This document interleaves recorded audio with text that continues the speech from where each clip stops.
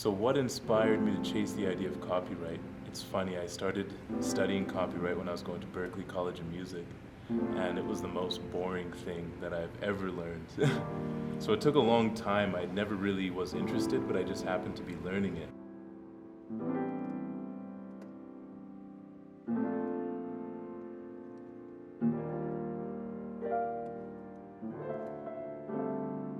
This was after I graduated from MRU. So then I get back from Berklee and I start to notice that all the artists that I know, none of them know anything about copyright, like what their rights are.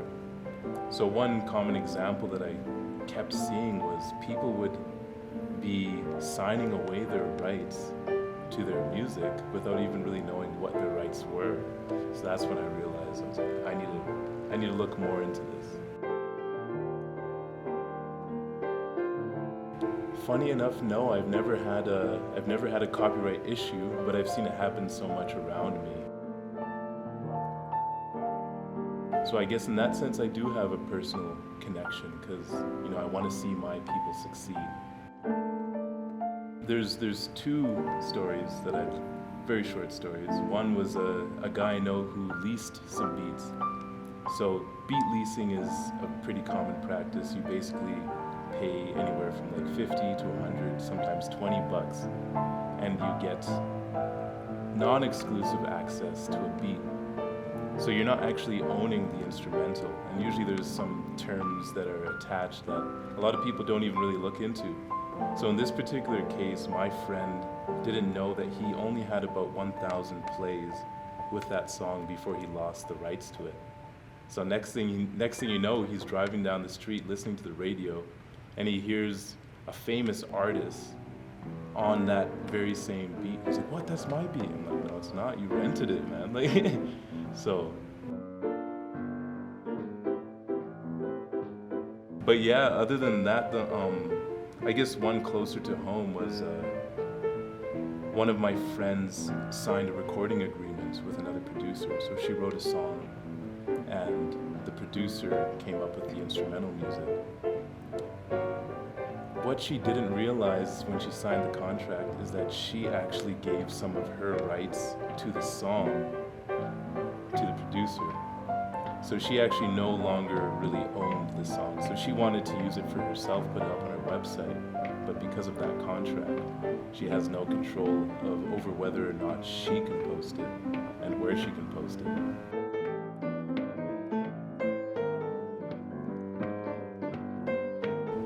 People don't really like to make themselves look like the victim, right?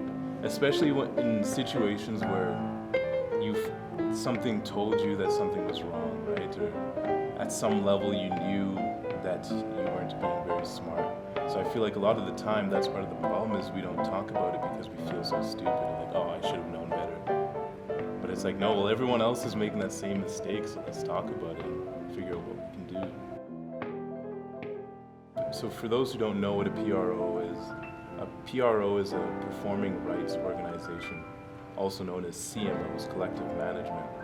And what they do is they use their algorithms and their technology to track when your song is being used, when it's being played, where it's being played.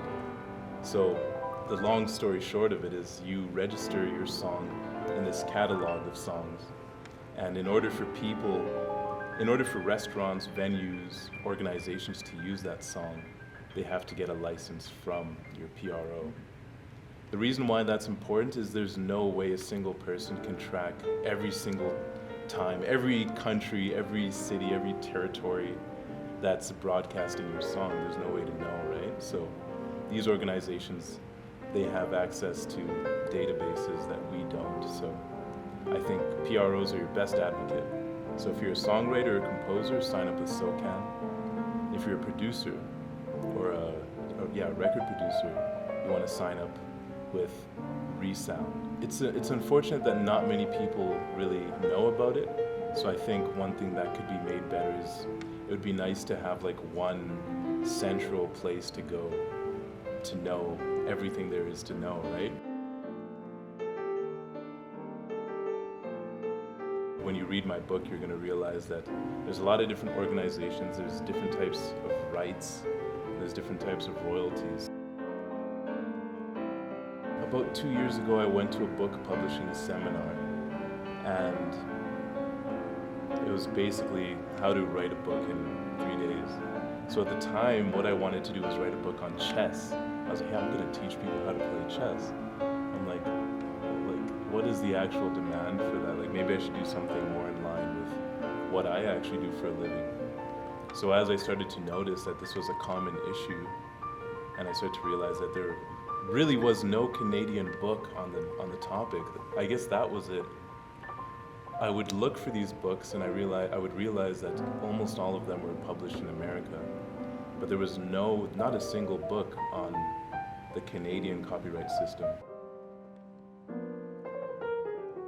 So at that moment, I realized it wouldn't be too much of an undertaking to just take all of this content, all of this information, put it into one book that's specifically catered to a Canadian audience.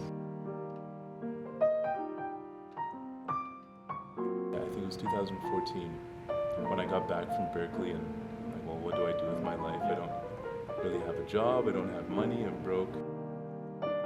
Yeah, well, when I was here in Calgary at MRU, I studied jazz performance.